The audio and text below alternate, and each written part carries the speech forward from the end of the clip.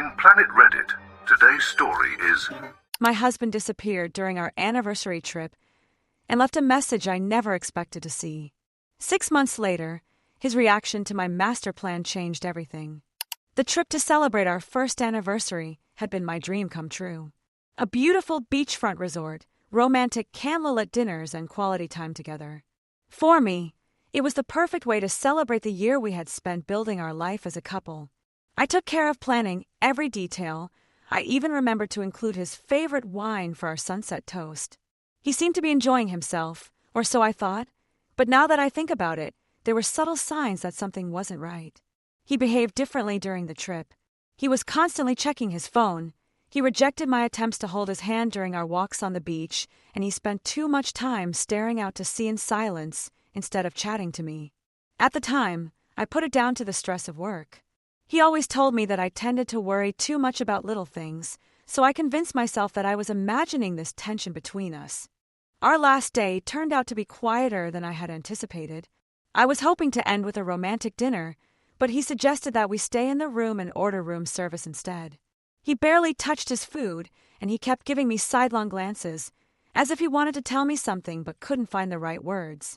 I thought that maybe he was planning a surprise, perhaps a special gift or some meaningful gesture to end our trip on a positive note. When we arrived at the airport, he suddenly excused himself, saying he was going to get a coffee. I sat in the waiting room, scrolling distractedly through my phone, already anticipating with a certain sadness the daily routine that awaited us when we got home.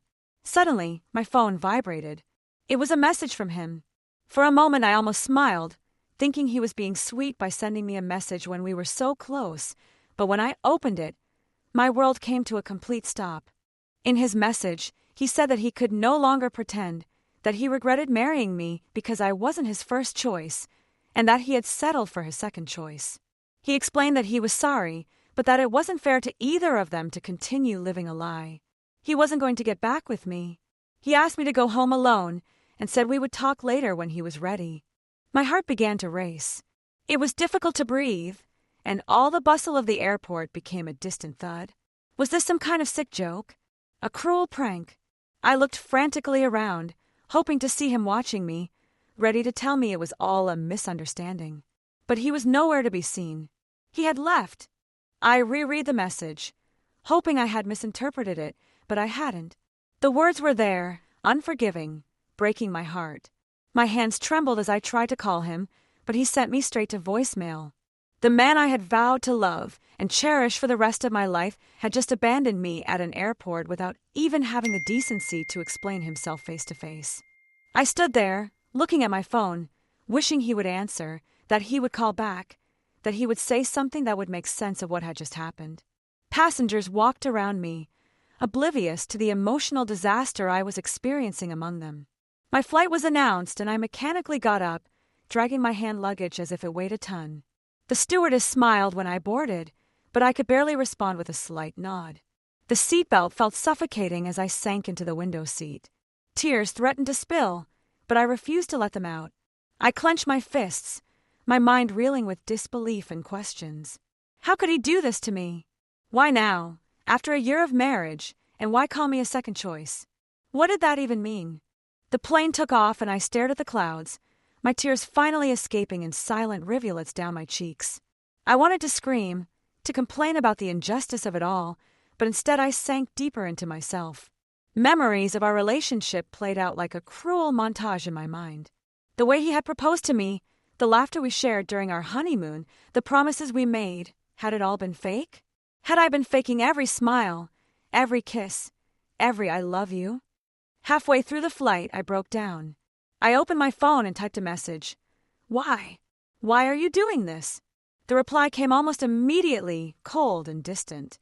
He said he was tired of pretending to be someone he wasn't, that he had tried to make it work but couldn't force feelings that weren't there.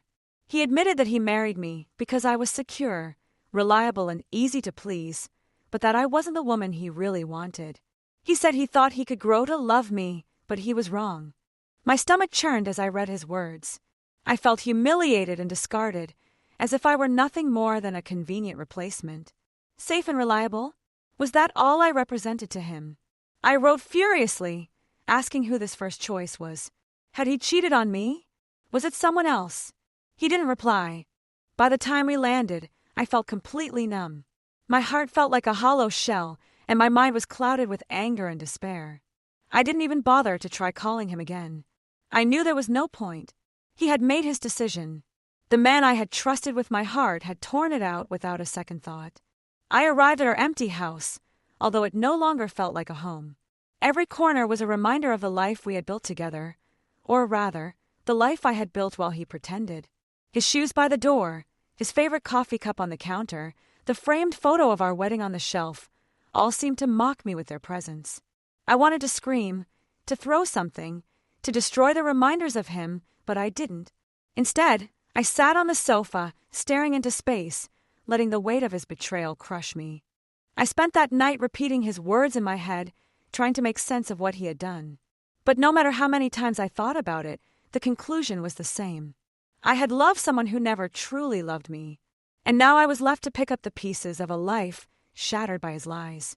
Update 1. I had no idea what to do. Should I wait for him to come back? Would he eventually? The silence of the house was unbearable. It was no longer that comforting tranquility I once appreciated, the kind where I could hear the gentle murmur of our lives together. Now it was oppressive, an emptiness that echoed the betrayal that had shattered everything I thought we had. I wandered through each room like a ghost.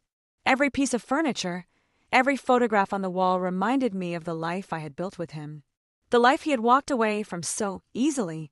His clothes hung neatly in the wardrobe. His favorite watch rested on the bedside table, and the bathroom still retained the faint scent of his cologne. I wanted to hate him, to despise the man who had turned my love into a cruel joke. But I felt empty, completely exhausted. For days I hardly ate or slept. My body functioned on automatic pilot while my mind replayed every conversation, every decision, every moment I had shared with him. I kept asking myself the same question. How could I have been so blind?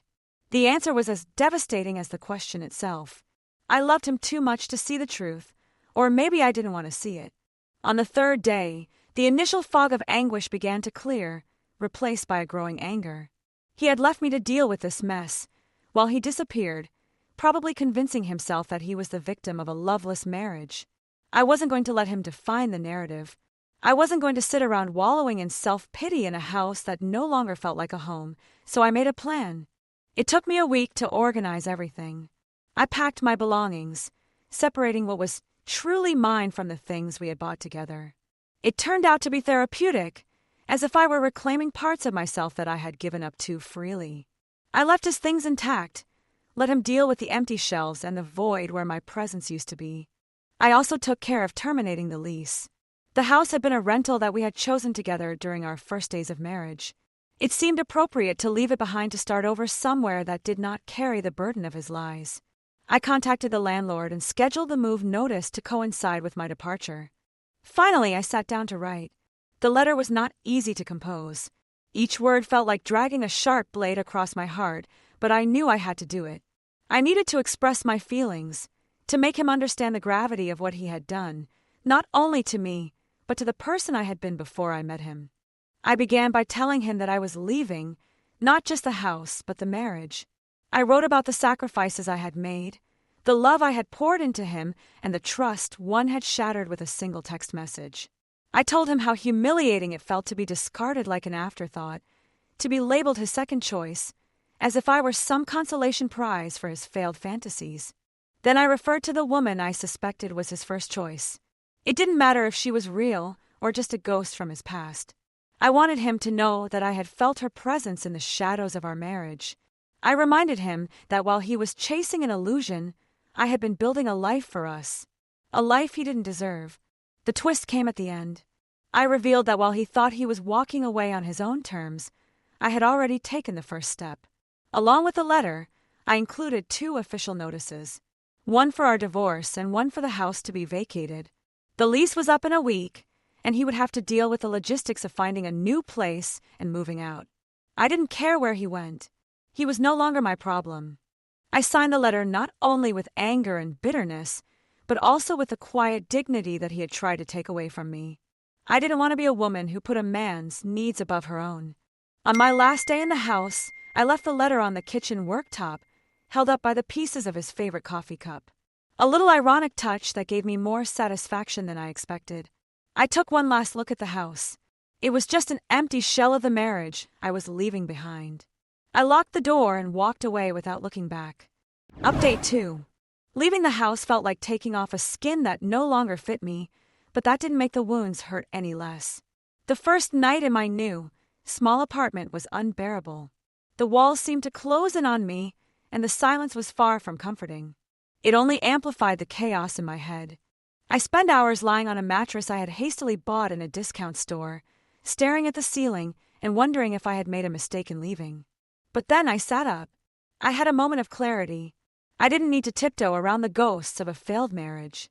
I didn't have to wonder if my husband's distant gaze meant he was thinking of her. This space was mine, however small and however imperfect. And it was a new beginning. I knew the landlady, a woman who owned a local bakery, and she was kind enough to allow me to move in at such short notice. At least I wasn't completely alone in this new chapter of my life. Over the next few days, the pain hit harder, like a wave I couldn't overcome. I would sit by the window, tears running down my face as I remembered the good times we had shared and wondered why they hadn't been enough for him. I had to take some time off work. I was absolutely devastated. My friends tried to support me, but I still didn't feel ready to face them. I didn't have much family to turn to.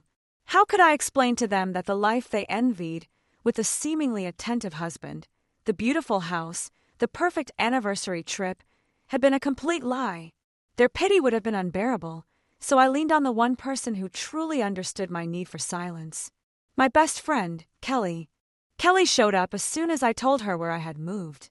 She arrived with her arms full of groceries and enough wine to last a whole month. She didn't ask unnecessary questions or offer cliches about time healing all wounds.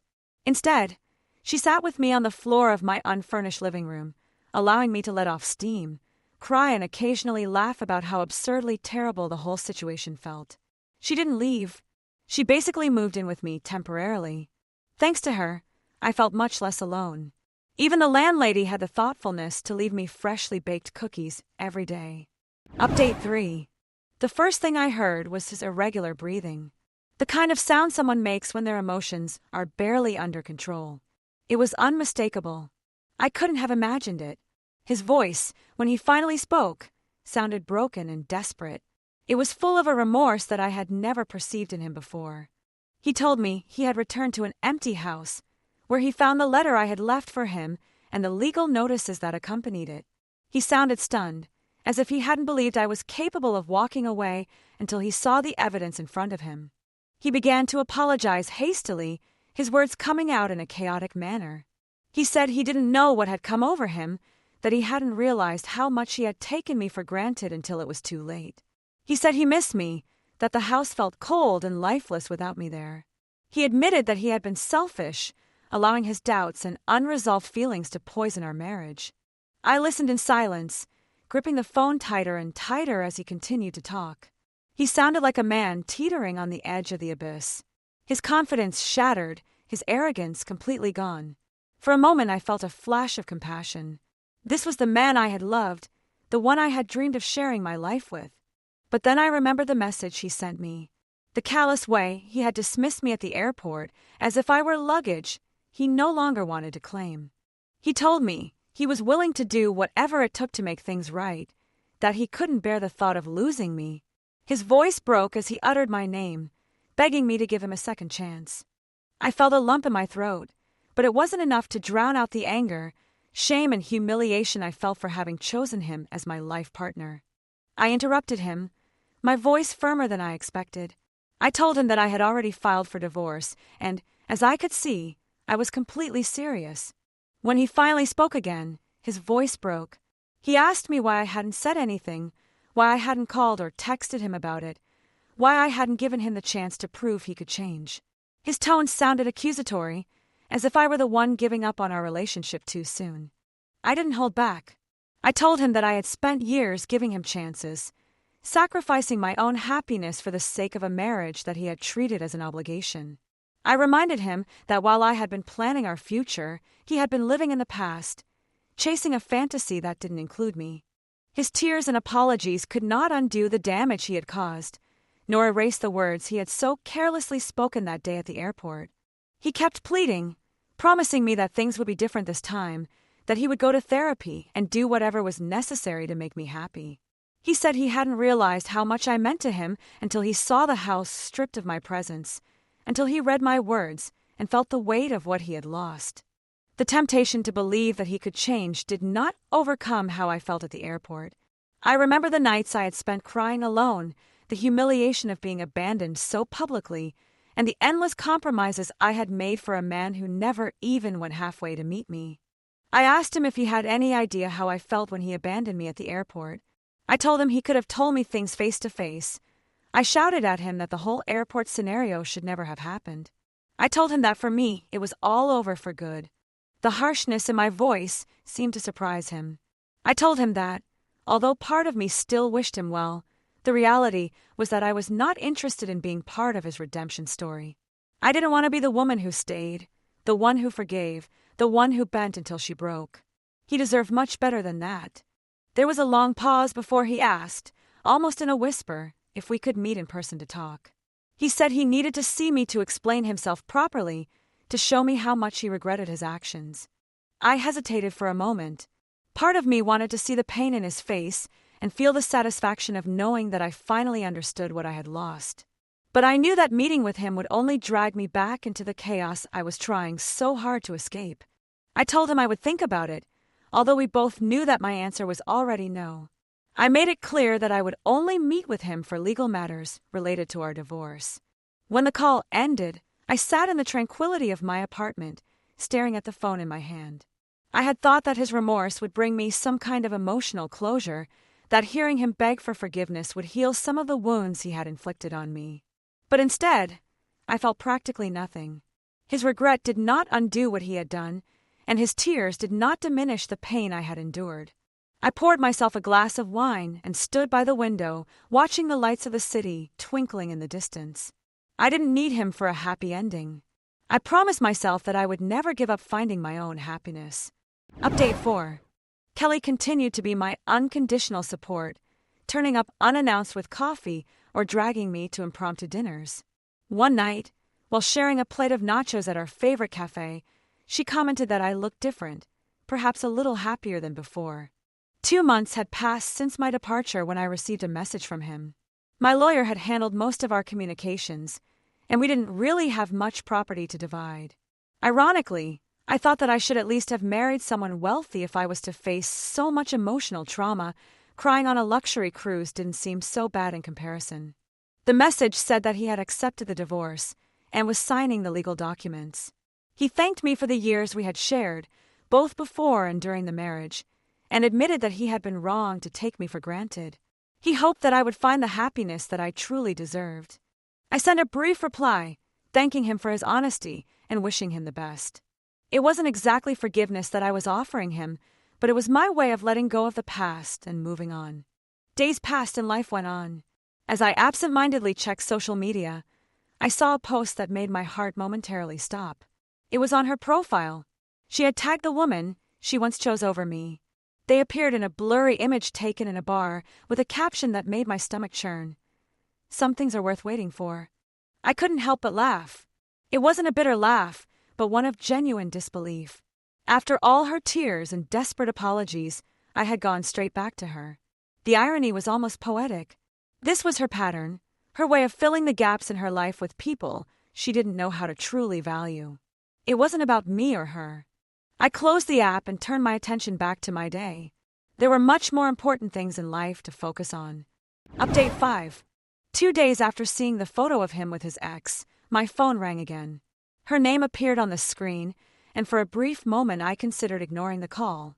I had already closed that chapter of my life. What else could she have to say to me? Finally, I decided to answer to put an end to all this once and for all. His voice sounded shaky when I answered, as if he had spent hours gathering the courage to call me. He began by asking how I was, but I could hear the hesitation in his tone, the way he struggled to sound casual when his despair practically spilled over into the phone. He told me he wanted to talk about the divorce, and that he wasn't ready to give up on our relationship. I let out a brief involuntary laugh. I asked him what had changed since his last message, the one where he so kindly agreed to the divorce. His reply came hurriedly, the words tripping over each other as he tried to explain himself. He said he had made a big mistake in letting me go. Our separation had made him realize how much he needed me in his life. I interrupted him, pointing out that his actions did not seem to show that he meant it. He immediately continued, defending himself.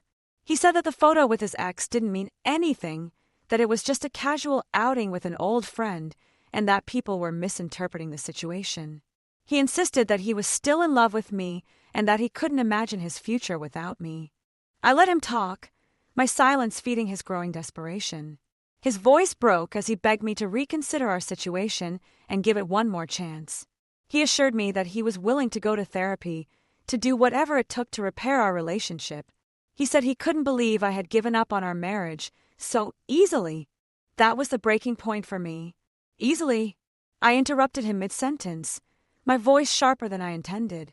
I told him that if he really thought this had been easy for me, he clearly hadn't been paying attention. I complained that he hadn't even had the dignity to end our relationship face to face. I asked him to reflect on the damage he had caused me, on the years I spent being his emotional punching bag, his second choice, his last resort. He tried to interrupt me, but I wouldn't let him. I reminded him that his belated regrets did not erase the pain he had caused me or the humiliation of being abandoned at an airport because he didn't have the courage to be honest with me. I told him that his tears now did not undo the text message he sent me, one that shattered my trust and left me questioning my own worth as a person. He began to apologize again, but I was no longer interested in his apologies. I mentioned that I had seen the photo with his ex, and that it simply confirmed everything I already knew about him. I told him that he was incapable of being alone, that he was so desperate for validation that he would cling to anyone who would give him the attention he craved. His voice rose, now adopting a defensive tone. He insisted that the photo was out of context, and that I was exaggerating the situation. He claimed that he did not love her, that he had only contacted her because he was lonely. I couldn't help but laugh. That was exactly what I was pointing out. I told him that his loneliness was no longer my problem. I reminded him that if he had put half the effort into making our marriage work when we were together, as he was now putting into begging me to come back, we wouldn't be in this situation. He started to cry then, his voice breaking as he begged me to reconsider. He said he couldn't bear the thought of losing me, that he didn't know how to go on without me. I took a deep breath, calming myself, and then I said the words that I knew would shatter what was left of his fragile ego. I told him that it wasn't me who needed to move on. It was him. I explained that I had already started to build a life without him, one that didn't revolve around his moods or insecurities. I confessed that I didn't miss him, not even a little, and that the only thing I regretted was having married him. I could practically hear his heart breaking, his pride crumbling. I didn't want to be cruel, but listening to him had made me so angry that I couldn't contain myself. When he finally spoke again, his voice sounded small, almost childlike. He asked me if there was anything he could do to change my mind. I told him that the only thing he could do was to show up in 6 months to finalize the divorce. Until then, I didn't want to hear from him, see him, or even think about him. I made it clear to him that this was not a negotiation, that there was nothing left to save. He started to protest, but I cut him off. I told him I was done wasting my energy on someone who didn't appreciate me until it was too late. I reminded him that he deserved better, and that I would never again settle for less. I ended the call before he could respond. 6 months later, I would see him again, but it would be on my terms. Update 6. I received a notification on my phone. It was from the same woman in the photo I had seen weeks ago, the one who had leaned over so comfortably towards him while he smiled like a man without remorse. My stomach lurched as I looked at her name. What could she want from me? I didn't open the message right away. I knew that interacting with her would only drag me back into a drama that I had no interest in reliving. Even so, the notification remained there, a persistent reminder of my ex-husband's complicated web of decisions. Later that night, after some internal debate, I finally opened the message and read it quickly. It began by presenting itself as if I did not already know exactly who she was. Then it took on a strangely familiar tone, saying that she hoped I did not find her message inappropriate, but that she felt it was time to clarify things between us. She explained that she was aware of our divorce and wanted to assure me that she had had nothing to do with our separation. She claimed that she and my ex had only resumed contact after he had told her that we were separating. She emphasized that they were now just friends and hoped that I could understand that there had been no bad intentions on her part. Did she really expect me to thank her for her kind explanation? She even had the audacity to suggest that if I ever wanted to talk, she would be happy to clarify things further. What exactly was there to clarify? My ex had already made her priorities perfectly clear the moment she abandoned me at that airport. She wasn't the reason my marriage had fallen apart. He was, but that didn't mean I owed him a conversation or my forgiveness. I considered replying, but then stopped myself. Interacting with her would provide her with exactly what she was looking for: attention, validation, and a sense of control over the situation. And I absolutely refused to give her any of that. Instead, I deleted the message and blocked her profile immediately afterwards. My silence would be my only response. The next day, I casually mentioned the incident to Kelly, who rolled her eyes so hard I thought they might get stuck. She commented that the ex's outreach was simply a cheap attempt to relieve her of her guilt or to add more drama to an already complicated situation. Kelly reminded me that my silence was the best possible response, and I knew she was absolutely right. After that episode, I completely put the incident out of my mind. I had already wasted enough time and emotional energy on people who thrived on chaos and the constant search for attention. The best thing I could do for myself was to move on with my life, leaving them all behind where they really belonged, in my past.